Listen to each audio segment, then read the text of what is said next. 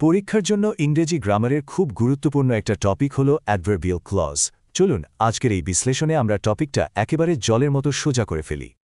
প্রথমে এক ঝলকে দেখে নিই আজ আমরা কি বিষয় নিয়ে কথা বলতে যাচ্ছি। এই পুরো আলোচনাটা সাজানো হয়েছে একেবারে গোড়া থেকে, মানে বেসিক থেকে শুরু করে পরীক্ষার প্রস্তুতি পর্যন্ত। আচ্ছা, তাহলে শুরু করা যাক।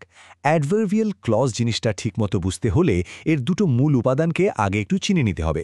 চলুন প্রথমে সেই দুটো জিনিস কি তা দিয়ে আলোচনাটা শুরু করি। ব্যাপারটা কিন্তু পুরোটাই নির্ভর করে আমরা একটা বাক্যে কিভাবে তথ্য যোগ করছি তার উপর, আর অ্যাডভার্বগুলো এখানেই একটা দারুণ ভূমিকা পালন করে। খুব সহজ করে বললে অ্যাডভার্ব হলো এমন একটা শব্দ যা ভার্ব বা ক্রিয়াকে আরও স্পষ্ট করে তোলে, মানে কাজটা কখন, কোথায় বা কিভাবে হচ্ছে সেই তথ্যটা দেয়। আর দ্বিতীয় যে জিনিসটা আমাদের জানতে হবে সেটা হলো ক্লজ।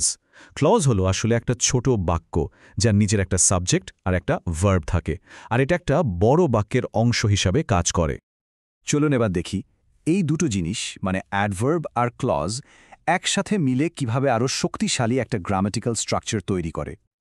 তো মূল কথাটা হলো অ্যাডভার্বিয়াল ক্লজ আর কিছুই না, এটা জাস্ট একটা ক্লজ বা শব্দগুচ্ছ যা কিনা পুরোটা মিলে একটা অ্যাডভার্বের মতো কাজ করে, ব্যাস এটুকুই। এই টেবিলটা দেখলে ব্যাপারটা একদম পরিষ্কার হয়ে যাবে।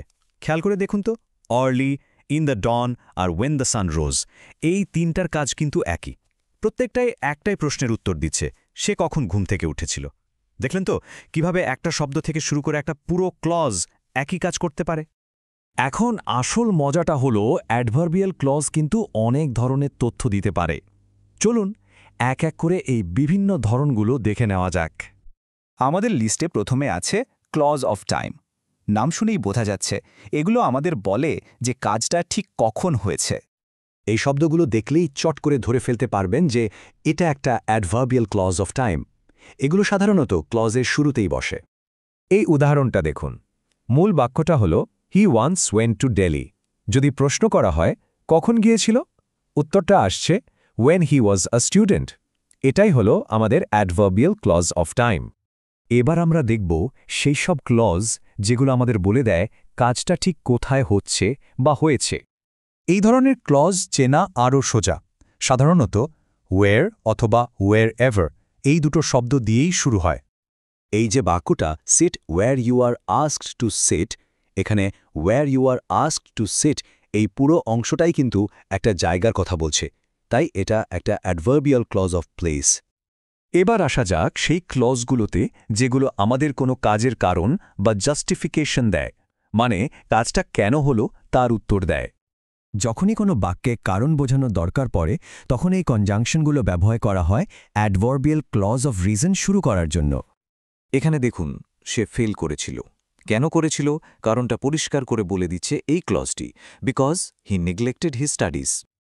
এই ক্লজগুলো বেশ মজার। এগুলো বাক্যের মূল ভাবের সাথে একটা বিপরীত বা অপ্রত্যাশিত তথ্য যোগ করে। একটা ক্লজ অফ কনসেশন খুঁজে বের করার জন্য এই শব্দগুলোর দিকে খেয়াল রাখলেই হবে। এখানে একটা বৈপরীত্য দেখানো হচ্ছে, তাই না? মানে সে ধনী কিন্তু তারপরেও সে সুখী নয়। এই তারপরেও বা সত্ত্বেও ভাবটাই প্রকাশ করছে এই ক্লজটা। এখন দেখব সেই সব ক্লজ যা কোনো কাজের উদ্দেশ্য বা লক্ষ্যটা কি সেটা পরিষ্কার করে দেয়। এই শব্দগুলো দেখলেই বুঝবেন যে এখানে মূল কাজের উদ্দেশ্যটা কি তা বলা হচ্ছে।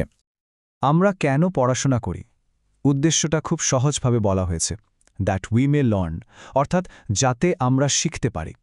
রুলস তো অনেক শেখা হলো, কিন্তু পরীক্ষার হলে সেগুলোকে ঠিকঠাক কাজে লাগানোটা আসল চ্যালেঞ্জ। তো চলুন এবার একটি প্র্যাকটিস করা যাক। এখানে একটা খুব কমন এক্সারসাইজ দেয়া আছে। দুটো সাধারণ বাক্যকে জুড়ে একটা জটিল বাক্য তৈরি করতে হবে, আর অবশ্যই একটা অ্যাডভার্বিয়াল ক্লজ ব্যবহার করে।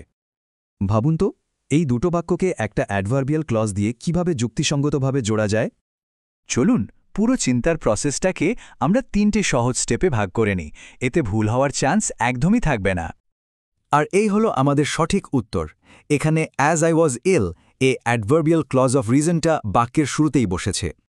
সবশেষে এতক্ষণ যা যা আলোচনা করলাম সেগুলোকে এক জায়গায় নিয়ে আসা যাক একটা সহজ রিভিশন গাইডের মাধ্যমে। এটা হলো পুরো আলোচনার সারমর্ম। আচ্ছা, এই একটা টেবিল কিন্তু পুরো টপিকটার একটা সামারি, মানে কোন ক্লজ কি কাজ করে কোন প্রশ্নের উত্তর দেয় আর কোন কোন শব্দ দিয়ে শুরু হয় সব এক জায়গায়। পরীক্ষার ঠিক আগে একবার চোখ বুলিয়ে নেওয়ার জন্য এর চেয়ে ভালো জিনিস আর হয় না, তাই না? এই জ্ঞানটা কাজে লাগিয়ে এখন থেকে কিন্তু যে কোনো জটিল ভাবনাকে অনেক সহজভাবে আর সুন্দর করে প্রকাশ করা যাবে। অ্যাডভার্বিয়াল ক্লজ ব্যবহার করতে শেখা মানে নিজের লেখাকে আরও এক ধাপ এগিয়ে নিয়ে যাওয়া।